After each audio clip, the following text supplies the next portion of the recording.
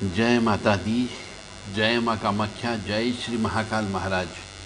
कामाख्ये वरदे देवी नीलपर्वतवासिनी त्वं देवी जगत माता योनि मुद्रे नमस्तुते। कामाख्ये काम संपन्ने कामेश्वरी हर प्रिय काम नाम देहि में नित्यम कामेश्वरी नमस्तुते। कामदे काम रूपस्ते सुभगे सुर सेविते करोमि दर्शन देव्यम सर कामार सिद्धयेत। ओम महेशानी महामाये चामुंडे मुंडमालिनी आयु आरोग्य ऐश्वर्य देहि में देवी परमेश्वरी। ओम जयंती मंगला काली भद्रकाली कपालिनी दुर्गा क्षमा शिवा धात्री स्वाहा सदा नमस्तुते। ओम सर्वमंगल मांगल्ये शिवे सर्वासादिके शरण्ये त्र्यंबके गौरी नारायणी नमस्तुते। ओम मृत्युंजय महादेव त्राहि मां शरणागतम जन्म मृत्यु जरा व्याधि पीड़ितम कर्म बंधने। देव राधा ट्रस्ट सत्यवाणी चैनल। मेरे पास पिछले 2 साल से बहुत से मतलब हजारों फ़ोन मेरे पास आए, क्योंकि फ़ोन किस संबंध में है वही बता दूं पहले कि हम इसको अ के ऊपर जो बिंदी होती है, म के ऊपर जो बिंदी होती है, ग के ऊपर जो बिंदी होती है, इसको हम म बोलें या ग बोलें, बहुत कन्फ्यूज़न है मनुष्यों में। यूट्यूब को अपना गुरु बना लेते हैं तो कुछ व्यक्ति अम की बिंदी को ग की बिंदी बोलते हैं। मकार और गकार ये 2 बिंदी होती है। बिंदी एक ही है परंतु उसको मकार के रूप में भी बोलते हैं, कुछ लोग गकार के रूप में बोलते हैं। जैसे कि र के ऊपर अम की बिंदी आ गई तो रम हो गया, और कुछ लोग इसी को र के ऊपर अम की बिंदी आ गई तो रंग बोलते, रग बोलते। अब दोनों में जमीन आसमान का अंतर हो गया है, तो व्यक्ति कंफ्यूजन हो जाता है। पढ़ा लिखा व्यक्ति यदि आध्यात्मिक लाइन में आना चाहता है तो भी वह कंफ्यूजन में हो जाता है कि यार आधे व्यक्ति तो ग बोल रहे हैं और आधे व्यक्ति म बोल रहे हैं, किसको सही मानूं मैं। तो वो मंत्र जप करना बंद कर देता है और उसकी आध्यात्मिक उन्नति रुक जाती है, क्योंकि उसे कहीं पर भी सही डायरेक्शन नहीं मिलता। बड़े बड़े प्रकांड पंडितों के यहाँ पे फ़ोन लगाता है तो फ़ोन उठाते नहीं हैं, कोई सही सलाह इस संबंध में देता नहीं है। तो आज हम आपको इस मामले में पूरी स्थिति स्पष्ट कर देते हैं। ऐसे पहले भी मैं बना चुका हूँ इसके ऊपर वीडियो, पर इस बार फिर आपको आपके ज्ञान के लिए, क्योंकि हमारा काम है ज्ञान का प्रचार प्रसार करना। कहीं पर भी आपके मन में कोई भी शंका हो आध्यात्मिक, तो आप हमें प्रश्न करके हमारे व्हाट्सएप पर भेज सकते हैं, बशर्ते कि आपको अपना नाम और पता अवश्य भेजना होगा, तो ही उस प्रश्न का जवाब दिया जाएगा। तो चलते हैं हम इस आध्यात्मिक ज्ञान की गंगा में गोते लगाने के लिए। तो मकार मतलब रम, र के ऊपर अम की बिंदी है तो वह रम है, और वह मकार, इसको मकार बोला जाता है। तो मकार जो है आध्यात्मिक उन्नति के लिए लगाया जाता है, यानी कि अम कम चम टम तम पम यम शम विम दुम, ये जो बोला जाता है अम की बिंदी बोल रहे हैं इसमें हम मकार शब्द बोल रहे हैं। तो यह जो मकार है यह आध्यात्मिक उन्नति के लिए बोलते हैं, और गकार जो है भौतिक उन्नति के लिए लगाया जाता है। जैसे र के ऊपर अम की बिंदी है तो रम हो गया, और र के ऊपर यदि हम गकार के रूप में बोलेंगे तो रग बोलते हैं। और यह दोनों चीज जो है, जैसा गुरु होता है उसके गुरु से जो मुख से जो वाक्य निकल जाए, जो सेंटेंस निकल जाए, जो शब्द निकल जाए, बस उसी के अनुसार मनुष्य को चलना चाहिए। यानी कि सिद्ध गुरु से लें, महागुरु से लें, और दीक्षा संस्कार करवाते हुए आपको ये मंत्र लेना है, जिसमें वो जो शब्द बोलें आपको वैसा ही बोलना। परंतु मैं फिर शब्द बोल रहा हूँ, दीक्षा संस्कार करते हुए लेना है। तो आध्यात्मिक उन्नति करना है तो आप मकार बोलेंगे, और यदि आपको भौतिक उन्नति चाहिए तो आपको गकार का प्रयोग करना है। तो गुरु ने जैसा बोल दिया वह स्वर सही है, ये मान करके चलें। यानी यहाँ पर गुरु मुख वाली बात आ रही है, तो गुरु ने जैसा सीखा होगा अपने गुरु से और परम गुरु से, परमेष्ठी गुरु से जैसी ये पीढ़ी दर पीढ़ी व्यवस्था चली आती है, उसके अनुसार ही इन शब्द और इन मंत्र को बोला जाता है। तो आपको अपनी मर्जी से कोई मंत्र नहीं बोलना है। मतलब कहीं यूट्यूब से ले लिया, कहीं फेसबुक से ले लिया, कहीं व्हाट्सएप से ले लिया, ये नेट का गुरु बना लिया आपने, नेट को गुरु बना लिया है। तो नेट को गुरु बनाने से आप गर्त में चले जाओगे। तो खुद से उठाया हुआ मंत्र एक तो वो सुप्त अवस्था में देता है, यानी जीवन भर जप करने पर भी 1% भी आपको फायदा नहीं होता है। इसलिए मेरी आप सबसे विनम्र निवेदन है, सभी धर्म प्रेमी बंधुओं से, चाहे वो आध्यात्मिक उन्नति चाहते हो या भौतिक उन्नति चाहते हो, आप नेट के माध्यम से कोई भी मंत्र नहीं उठाना है। मानो या न मानो, ये पूर्णतः सत्य है। तो मेरी आवाज़ आप सब सुन रहे हैं, अपने साथी संगी को भी बता सकते हैं, यार दोस्तों को बता सकते हैं, प्रेमी प्रेमिका को बता सकते हैं, गुरु भाई को बता सकते हो कि नेट से कोई भी मंत्र नहीं उठाना है, गुरु मुख से लेना है, और जो भी मंत्र लें उसका दीक्षा संस्कार करते हुए लेना है। मैं इन्वर्टेड कामास में बोल रहा हूँ, दीक्षा संस्कार अवश्य करें। तो शास्त्र क्या कहते हैं, इस बात को भी मनुष्य को सोचना चाहिए, और उसके लिए केवल और केवल गुरु ही आपको बता सकता है। तो जैसा गुरु ने कहा है वैसा ही फलदायक होता है, बस आप ये मान करके चलिए। अब बहुत से लोग उदाहरण देते हैं, मैं भी उदाहरण दे देता हूँ कि जैसे वाल्मीकि जी थे, उनने तो मरा मरा मरा मरा शब्द बोलते हुए मरा ने राम को ही सिद्ध कर लिया, क्योंकि उनकी जप करने की भावना शुद्ध थी। तो इस विषय में अनेक विद्वानों के अलग अलग मत भी हैं, परंतु आपको स्ट्रेट फॉरवर्ड जो रूल है उनका पालन करना है, तो ही आपको असल जिंदगी का मजा आएगा।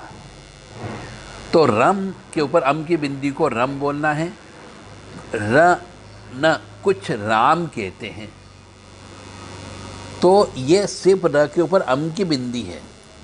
मतलब अम को बोलने में सिर्फ अंदर से आवाज बाहर आती है, लेकिन जब मुंह बंद होता है तो म, इन्वर्टेड कामर्स बता रहा हूँ, म, और जब मुंह खुलता है तो न की आवाज आती है। बस यही म और न मिल करके मन बना है। तो तुम मन में ही रहोगे, लेकिन जब मुंह बंद न हो, न खुले, बस एक प्रवाह हो, अम या रम हो, बिना म या न के तो सही ध्वनि तक पहुँचते ही पहुँचते हैं आप। इसीलिए आपसे मेरा एक ही चीज़ कहना है कि गुरु से ही मंत्र को प्राप्त किया जाए, इधर उधर से मंत्र को नहीं लिया जाए। इस बात का भी ध्यान रखना है कि बीज मंत्र में उसकी शक्ति का सार छुपा हुआ है। यानी कि यदि आपने शुद्ध और विशुद्ध उच्चारण के ऊपर ध्यान नहीं दिया, निश्चित लय और ताल पर ध्यान नहीं दिया, तो आपका मंत्र किसी काम का नहीं होता है। जैसे कि यहाँ बात चल रही है कि हम अम की बिंदी को ग बोले कि म बोले, ये बहुत कन्फ्यूज़न है। इसी को क्लियर करने के लिए यहाँ पे मैंने एक उदाहरण बताया है कि जैसे गंगा शब्द है, आप ग के ऊपर अम की बिंदी लगाओगे फिर गा लिखोगे तो गंगा हुआ। यदि उसको गंगा को यहाँ पे ड प्रधान है, ड, इसलिए हम गंगा शब्द बोलेंगे। और इसी गंगा शब्द के बाद में एक शब्द आता है गंदा। तो गंदा शब्द जब हम बोलते हैं तो यहाँ पे न प्रधान है, तो यहाँ पे हम न भी बोल रहे हैं उसको। और गंभीर शब्द यदि आता है तो उसमें गंभीर में हम म शब्द प्रधान है, हम उसको बोल रहे हैं। तीनों के ऊपर यहाँ पे आप चाहें तो बिंदी लगा सकते हो।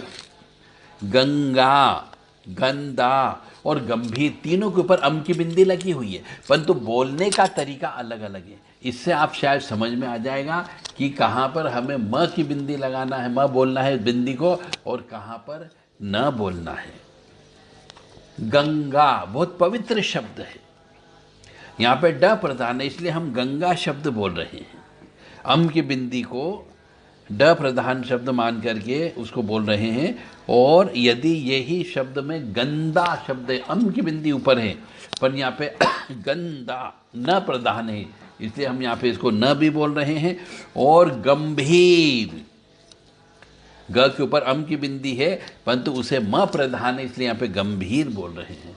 आप खुद लिख करके भी देख लो तो शायद आपको समझ में आ जाएगा कि कहाँ पर हमें म बोलना है और कहाँ पर ग बोलना है। तो बहुत सारे बीज मंत्र हम बोलते हैं, रीम, श्रीम, क्रीम, ऐं, क्लीम। तो ये शब्द कहीं न कहीं पे बहुत पावरफुल शब्द है, और इन बीज मंत्रों की शिक्षा हमेशा गुरु महाराज से लेकर के ही करना चाहिए, और दीक्षा अवश्य लें, बिना दीक्षा के मंत्र जप नहीं करना चाहिए। रीम, अधिकतर हमारे हिंदू सनातन धर्म के जो मंत्र हैं उनमें रीम शब्द का प्रयोग किया जाता है। तो रीम शब्द जो है ये माया बीज है, और माया बीज शब्द है, तो इसमें जो बिंदु आ रहा है, री के ऊपर अम की बिंदी है, इसको रीम म बोलना है आपको। नाद है, नाद, जिसको हम बिंदु, जिसको हम दुख हरण भी कह सकते हैं, दुखों को हरने वाला। श्रीम, इसमें भी जो अम की बिंदी है वह दुख हरण शब्द इसमें आता है, यानी श्रीम शब्द है। तो इस लक्ष्मी बीज में श, श्रीम श है, श र ई म, श्रीम। तो श शब्द जो है महालक्ष्मी का है, र जो है धन संपत्ति का है, ई जो है महामाया का शब्द है, और जो बिंदी है नाद व विश्व माता और दुख हरण है। इस प्रकार इस शब्द का अर्थ बनता है, श्रीम शब्द का, कि धन संपत्ति की अधिष्ठात्री जगत जननी माँ लक्ष्मी मेरे दुखों को दूर करे। इतना बड़ा जो सेंटेंस है इस सेंटेंस को हम एक शब्द में पूरा कर देते हैं, श्रीम शब्द बोलते हुए, क्योंकि म जो है, जैसा मैंने बताया है, हम अध्यात्म में इसका प्रयोग करते हैं। और भौतिक सुख प्राप्त करना हो तो वहाँ पे ग शब्द का प्रयोग करें। और ग और म में सिंपल सी इतनी सी बात है, आपके गुरु जो बोल दे वही आपको स्वीकार करना है। मंत्रों में भयंकर ताकत होती है, और अनिष्ट बाधा का हम मंत्रों के जप के माध्यम से अनिष्ट बाधाओं को दूर कर सकते हैं। और म का तात्पर्य है मन से है और मनन से है, और त्र का तात्पर्य शक्ति और रक्षा से है। इसलिए हमें बार बार हनुमान चालीसा, बजरंग बाण या नवाण मंत्र या कुंजिका स्त्रोत, इनका जप करते रहना चाहिए, मनन करते रहना चाहिए। तो वहाँ से हमें शक्ति प्राप्त होती है। और मंत्र का हमेशा एक लय होती है, एक ताल होती है, उसी में ही मंत्र को बोलना चाहिए, उसी लय में, उसी ताल में बोलना चाहिए, तो ही वो मंत्र काम करता है, अन्यथा मंत्र काम नहीं करता है। मंत्र जाप करने के कई लाभ होते हैं। आध्यात्मिक प्रगति होती है, शत्रु का नाश हो जाता है, अलौकिक शक्ति प्राप्त होती है, पाप नष्ट हो जाते हैं, और वाणी में शुद्धि आती है। ये वाणी में जो मिठास होती है, वाणी में बोलने का जो तरीका होता है, वाणी की जो सिद्धि होती है, ये बारंबार मंत्र को जप करने से होती है, तभी आपकी वाणी सिद्ध हो जाती है। मंत्र जपने और ईश्वर का नाम लेने से कई नियमों का पालन भी करना चाहिए, क्योंकि मंत्र जप करना अलग बात है, ईश्वर का नाम लेना अलग बात है। जैसे ईश्वर के 10 नाम हो गए, ईश्वर के 32 नाम हो गए, ईश्वर के 16 नाम हो गए, अष्टोत्तर शतनाम हो गए, ये नाम है इनका जप कर सकते हैं। जैसे कि एक उदाहरण अपन ले लें, मंत्र जप जो भी होता है, ऐसा कहा जाता है कि उसे सात्विक वातावरण में ही करना चाहिए।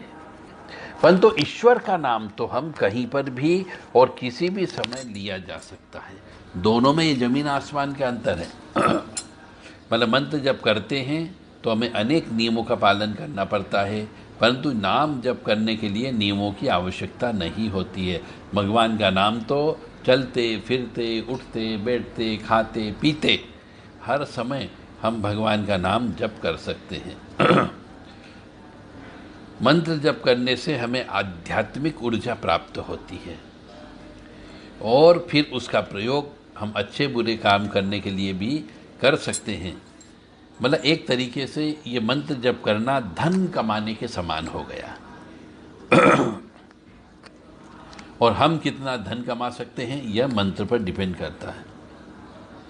मंत्र का जो मूल भाव होता है वह होता है मनन करना, यानी बार बार मनन करना। मनन के लिए ही मंत्रों के जप के सही तरीके धर्म ग्रंथ में बताए गए हैं। मंत्रों का जप पूरी श्रद्धा के साथ करना चाहिए, पूरी आस्था से करना चाहिए और एकाग्रता से करना चाहिए, संयम से करना चाहिए। यह मंत्रों की सिद्धि के लिए बहुत आवश्यक है। और बिना मंत्रों की शक्ति, यानी शक्ति पूजा यदि आप करते हैं तो बिना मंत्र के शक्ति की पूजा किसी काम की नहीं होती है। लक्ष्य प्राप्ति के लिए भी आपको मंत्रों का जप करना पड़ता है निश्चित मात्रा में, जिसको हम अनुष्ठान कहते हैं। तो मंत्र गुरु मंत्र होना चाहिए या गुरु के द्वारा किसी देवता का दिया गया मंत्र भी हो सकता है।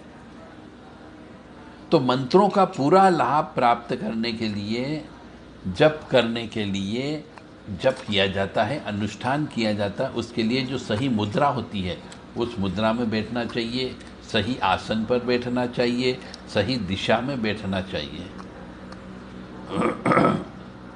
पद्मासन हो गया, वीरासन हो गया, सिद्धासन हो गया, व्रजासन हो गया, ये इस प्रकार के आसन भी हैं। इनका भी ज्ञान एक साधक को होना चाहिए। मंत्र हमेशा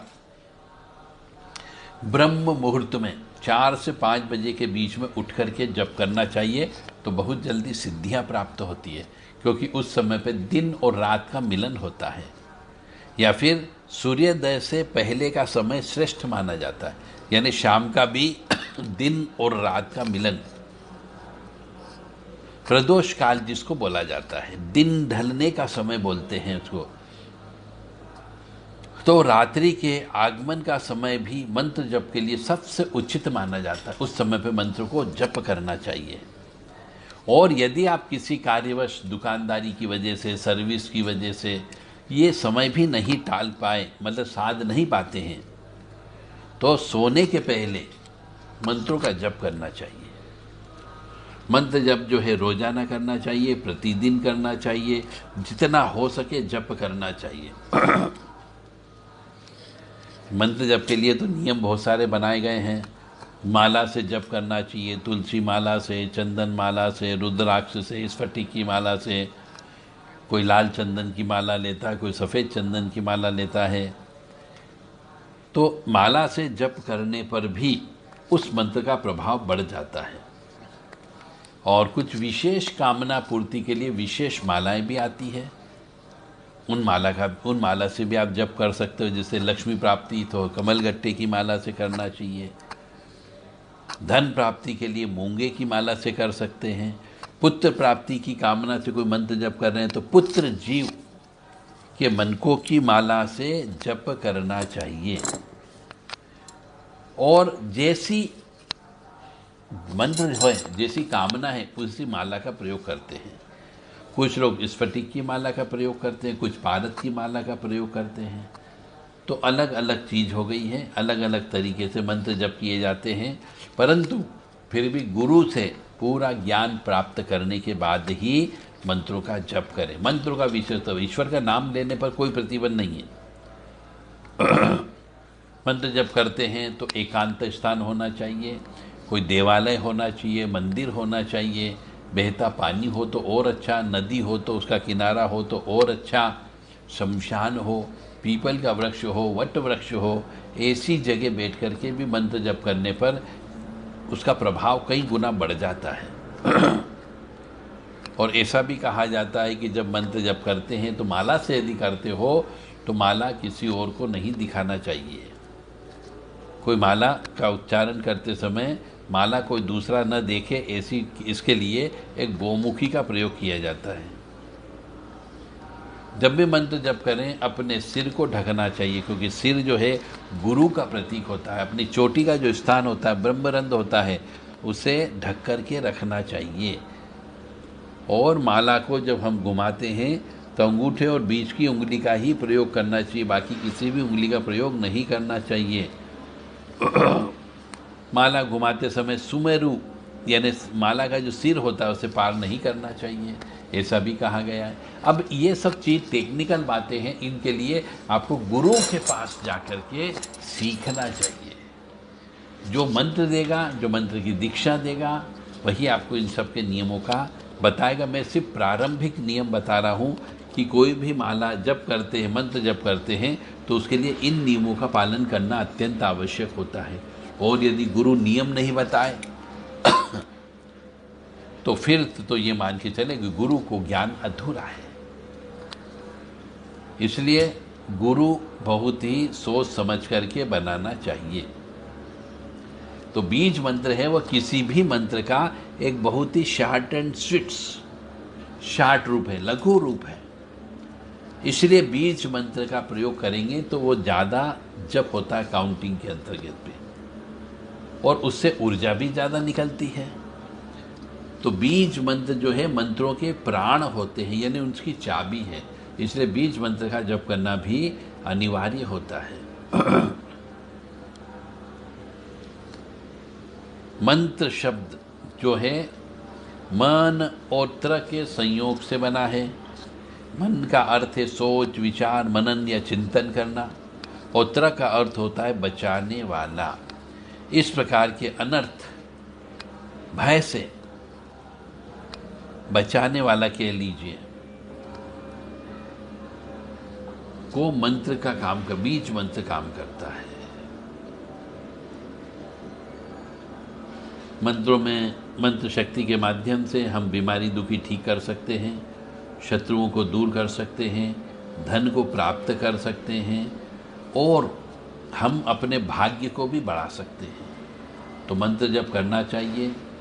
और विशेष तौर से जब हम पीड़ा में रहते हैं, बीमारी की पीड़ा में रहते हैं, तो हमारे मुंह से ऑटोमेटिकली, कुदरती कह लीजिए, ओम ओम ओम शब्द का उच्चारण निकलता है। और जब हम ये कह लीजिए आलस्य में रहते हैं तो आ शब्द का प्रयोग निकलता है, क्योंकि आलस्य रहता है। तो ये अलग अलग समय पे अलग अलग हम जो आवाज़ निकालते हैं, ये भी मंत्रों का ही काम होता है। तो मंत्रों के अक्षर को अच्छे से समझना चाहिए, उसका अर्थ क्या निकल रहा है, कहाँ पर प्रयोग हो रहा है, यह उसके ऊपर निर्भर करता है। तो अलग अलग मंत्र का जो उच्चारण किया जाता है, उसका शरीर पर अलग अलग जगह प्रभाव पड़ता है। ठम ठम ठम, रम रम, रीम ढीम, ये बॉडी में सब जगह अलग अलग जगह उसका प्रभाव पड़ता, ऊर्जा उत्पन्न होती है। और अलग अलग बीज मंत्रों से अलग अलग रोग जो है वह शरीर में ठीक हो जाते हैं। इसलिए इन मंत्रों का प्रयोग करना चाहिए। मंत्र विज्ञान होता है एक पूरा, जितना बताया जाए उतना कम है। तो जो भी मंत्र जप करें गुरु से लेकर के करें। गुरु के द्वारा जो उच्चारण बोला जाता है उसी उच्चारण को आपको बोलना है। कोई कन्फ्यूज़न नहीं होना है कि वह म बोल रहा है कि ग बोल रहा है। गुरु गम्य ही सर्वश्रेष्ठ है। ओम ऐं क्लीं प्रीं ग्लूं ग्लूं ग्लैं ग्लौं ग्लीं ॐ ॐ क्लीं ग्लौं ग्लैं ग्लूं ग्लूं ब्रैं ग्लैं ऐं ॐ ग्लौं ग्लीं ॐ ह्रीं ॐ क्लीं ग्लूं ग्लूं क्लीं ललीं ग्लूं ऐं ग्लूं क्लीं क्लैं ललीं ग्लूं ऐं ऐं क्लीं ब्रीं ललीं ग्लूं ऐं ह्रीं द्रीं ॐ ह्रीं वषट्रीं ॐ श्रीं ह्रीं क्लीं ऐं सौं ॐ ह्रीं कैल ह्रीं हसकल ह्रीं सकल ह्रीं सौं ऐं क्लीं ह्रीं श्रीं रां ह्रीं रूं ह्रीं रों रं रः। इस प्रकार से ये बीज मंत्र यदि आप बोलेंगे तो पूरी बॉडी, सिर से लेकर के, सिर के ऊपर के ब्रह्मरंध्र से लेकर के पूरे अंगूठे की नोक तक आपका शरीर शुद्ध हो सकता है, पवित्र हो सकता है और आपको बीमारियां नहीं लगेगी। तो आइए मंत्र जप करें, बीज मंत्रों का जप करें और हम अपने शरीर को शुद्ध करें। अलग अलग बीमारी के लिए अलग अलग बीज मंत्र हैं। आप यदि मंत्र विज्ञान में इंटरेस्टेड हो तो देव राधा ट्रस्ट सत्यवाणी चैनल से संपर्क कर सकते हैं। आपको मंत्रों के बारे में उचित ज्ञान प्रदान किया जाएगा। जय माता दी, जय माँ कामाख्या, जय श्री महाकाल महाराज।